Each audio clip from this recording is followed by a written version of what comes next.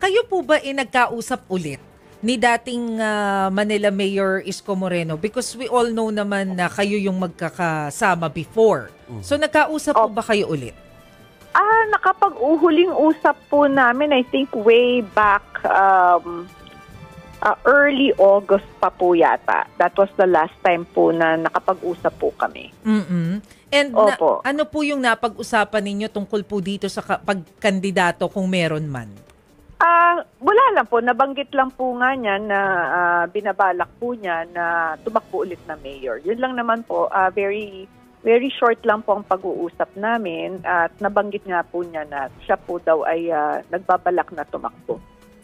And how do you feel about that, Mayor? Definitely I feel betrayed because nung siya naman po ay namaalam at tumakbong presidente, very clear po sa amin, sa partido po namin na kapag hindi po siya sinwerte ay hindi na po, magre-retire na daw po siya. At in several occasions po na magkakasama po kami, ay lagi po niyang sinasabi yon, assuring everyone na he is already retired in the field of politics at hindi ho kami magiging magkalaban kahit kailan. Opo.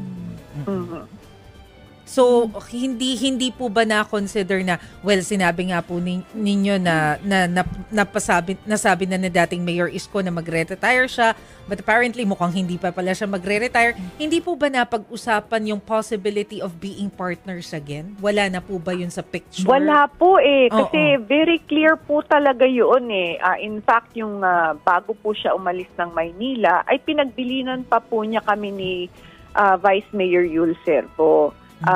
Klaro po sa amin ni Vice Mayor Yul Servo po na magre-retire na po siya. In fact, nabanggit po niya na he would venture into teaching at alam naman po natin na nagbalik showbiz po siya.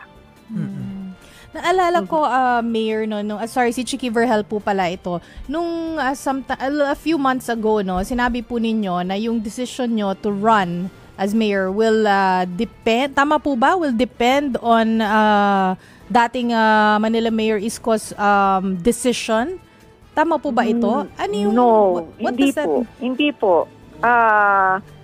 No po, never considered that. Parang you said you're giving him time to reconsider his plans. Opo, siya po.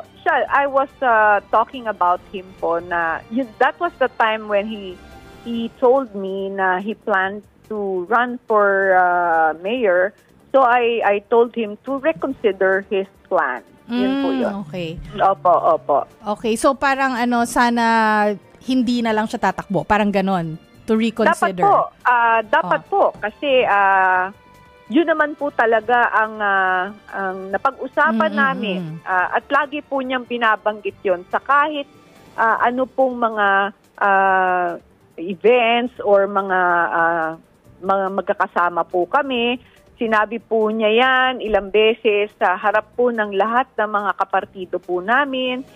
Sinabi po niya yan kapag may malakihan po kami mga kausap na mga barangay officials at kahit po sa mga ordinaryong tao ay lagi po niya yan sinasabi.